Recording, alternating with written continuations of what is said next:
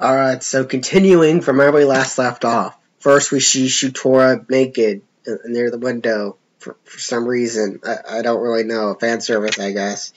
And then we see like her father's hat that she kept, even though I don't know. I would feel like that'd be destroyed in the crash, but whatever. And then we see the medallion she had when she was on the Endymion plane or whatever. I don't like her. And then we see Toma or Suji Mikado saying he has a jet now for some reason. I don't mind that really. And then we see Misuka coming back from the juice shop, and she gets all mad and she runs off. And then we see Anti-Skull trying to battle a big giant robot, in which they shoot bullets at it, which surprisingly doesn't work, and it shoots lasers. And while all this epic stuff is happening, we're seeing Arisa just singing, and it's just setting the mood. Her English dub singing, her Japanese singing was setting the mood, not her English singing. But yeah, and then like we get this thing of like Toma and Index in like spacesuits flying towards the space elevator or whatever thing, and then like the missile cluster missiles or whatever shoots out of the thing, and then they're like, we have no weapons, but Tsuji Mikado's like, you have a weapon, and they hit a button and it's in Kanzaki's in the thing, and she's the weapon, and she destroys all the missiles epically, I guess.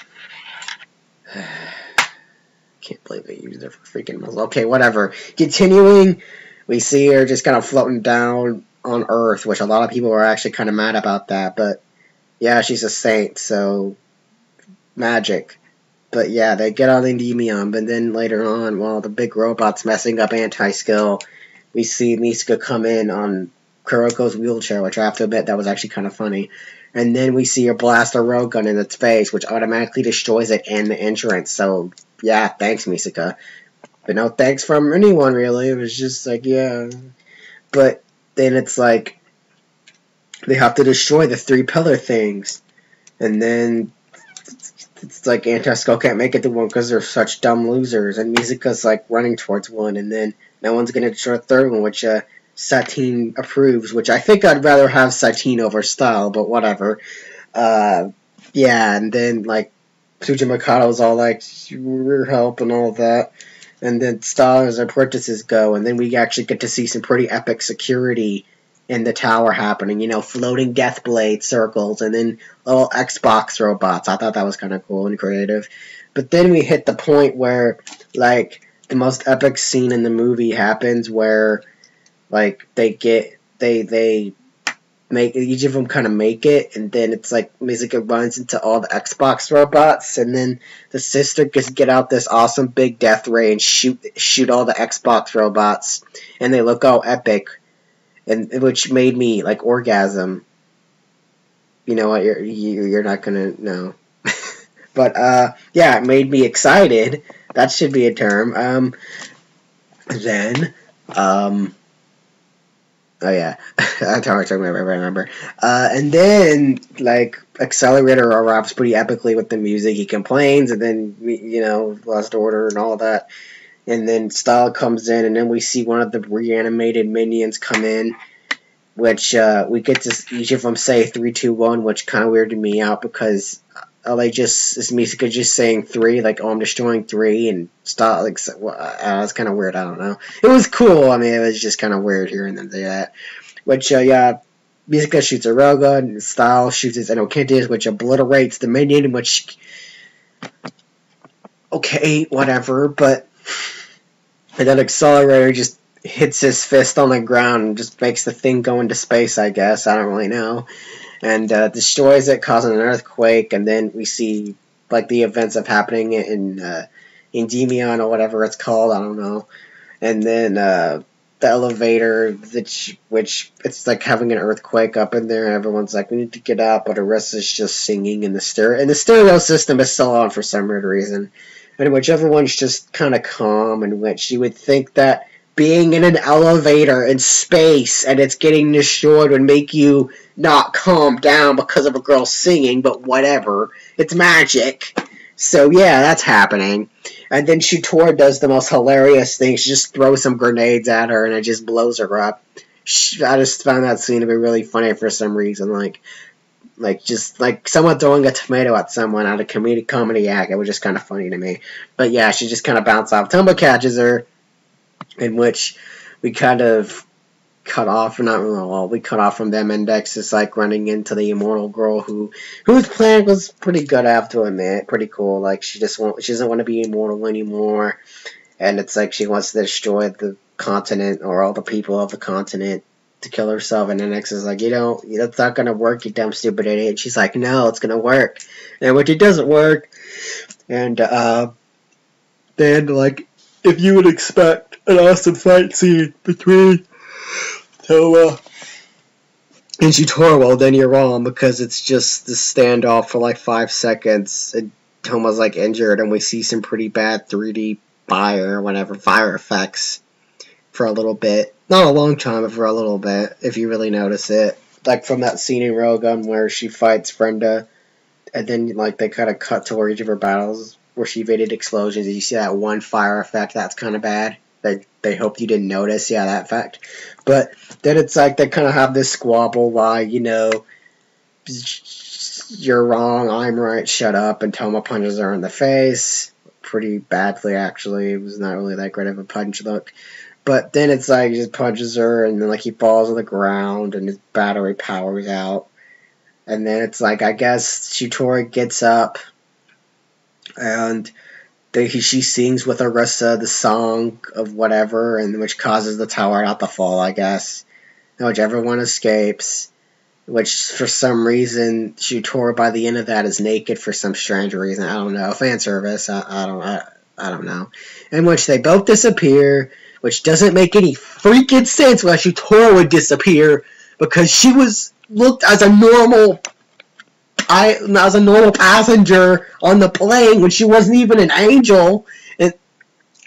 Okay, continuing, then we see the Church of Necessarius with Loya, whatever, and then we see Alistair saying the girl was a wish, and shut up, Alistair! It's movie!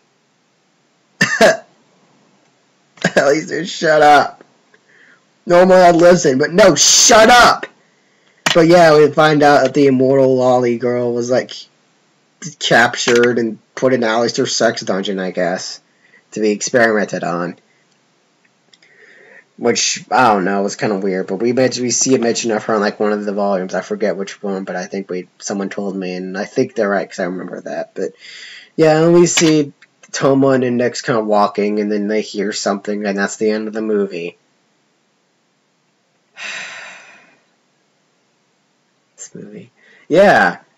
This movie. And I'm going to stop that, and I'm actually going to say what could have made this movie better. Okay, for starters, did you know there was a manga based off this movie? Did you know that manga was not only made by Kimichi, but I think it was animated by another guy. But I don't know if Kimichi made this story or not. All I know is for some reason Warner Brothers was in the beginning of this movie, so I was blaming them for some strange reason. I don't know if they had anything to do with this movie or not, or animation-wise, or story-wise. But if they did anything story-wise, they didn't even touch it ever again. But whatever. But I doubt it, because the manga's exactly the same as this one.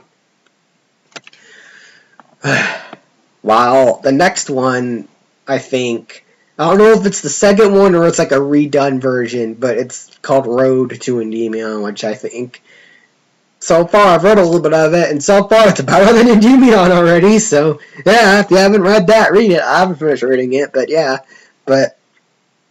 this movie wasn't that great. What was Kimichi thinking? This movie was just cheesy. It really was, just about singing and following your dreams. No, following your dreams is for Naruto movies. You don't need to borrow that crap. Do something different.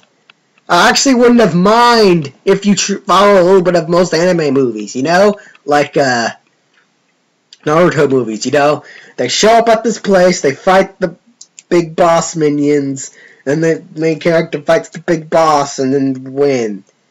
But no, that didn't happen in this movie. The minions were crap. They were just reanimated karate corpses. I guess the Lolly villain was kind of cool. She had a good reason. She was immortal, even though we didn't exactly get into big context of how or how she got immortal.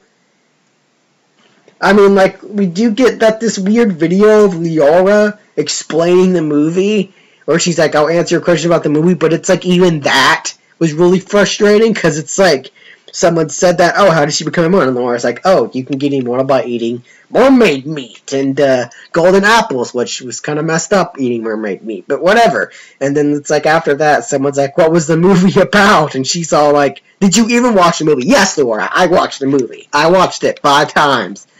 2 times when I was like 14, and another 2 when I watched it in English, and another time for this, I think. And actually, you know what? The other time was when I was at my cousin's house, and we waited to watch it, and I'm like, okay, let's watch it. But no, every time I see this movie, I get more and more frustrated of what it could have been. You could have added so many cameos in this movie. You could have added like some shot of Darkman or Guha doing stuff. You could have like, I know it was in the middle of the series, but you could have at least done that to make it a little bit more interesting. But you could have created you had potential to create some pretty cool minions, like a magician, 2 magician minions. Like maybe you could have put Kiriharas in there. You could have made them minions. But no, you didn't do that. I wouldn't have minded that. There's like 50 Kiriharas family thing. You could have added that. A minute.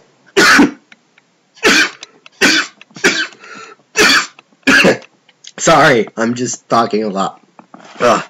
Excuse me. Okay. This movie. You know what? I don't even mind Accelerator not being it that much. A lot of people were just... I don't even mind it being in that much, because he had his own thing going on in next 2. Didn't bother me that much he wasn't in it, but... I mean, it's like, Toma doesn't even... Like, do you know how many fight scenes are in this movie? No, they're not even fight scenes. Let's not even call them fight scenes. They're just squabble scenes, where you see them squabble. The only scene I can count as a fight was in the middle, when Toma was like, had the pipe, and he was hitting the guy with it. But even that fight was a little off. But it's like, what... I was expecting the whole thing with like Shutora disappearing with Arisa kind of made no sense to me. Like, I guess it's led to believe she made the wish, and I guess she was given power. I don't know. Was she an Esper? We didn't even get to know her power. What was her power? Every time she activated those bombs, her eyes did something freaky. What? Telekinesis through her things? Electricity? Set off the bombs?